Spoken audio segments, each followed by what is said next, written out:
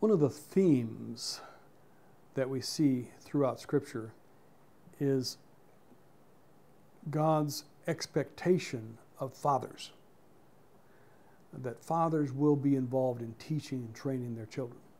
The great passage in Psalm 78 where fathers have the responsibility to teach and train their children and their children, children yet to be born. The passages in Deuteronomy where it's the father that has the responsibility to teach their children. When they're getting up, when they're going down, when they're walking along the road, we're supposed to be teaching our children these truths of Scripture. The very last issue that arises in the Old Testament has to do with fathers turning their hearts toward children and children turning their hearts towards fathers. And if that doesn't happen, the last verse of the Old Testament says, I'll strike the land with a curse. So the Old Testament closes with that issue of God's concern for fathers turning their hearts towards children and the concern that if it doesn't happen, the land will be stricken with a curse. And I believe it's just a consequence of fathers not carrying out their responsibilities. Not that God cursed them, but it's just a natural consequence of what has happened.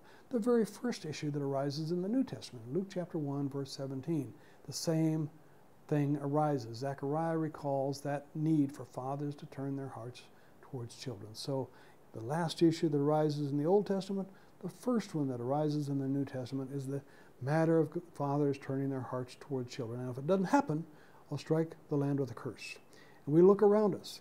I've walked the slums of the big cities all around the world, in Nairobi and Manila and Calcutta and Delhi and Rio de Janeiro. I've seen the slums of the world, and I see that the land is stricken with a curse.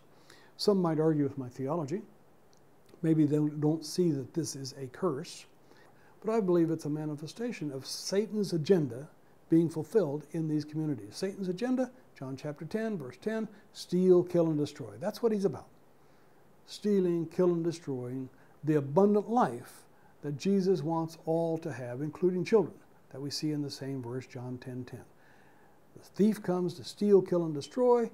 I've come that you might have life. Satan is stealing and killing and destroying that abundant life. That's part of the curse. It's the church that has the resources to turn a curse into a blessing. It's only the church.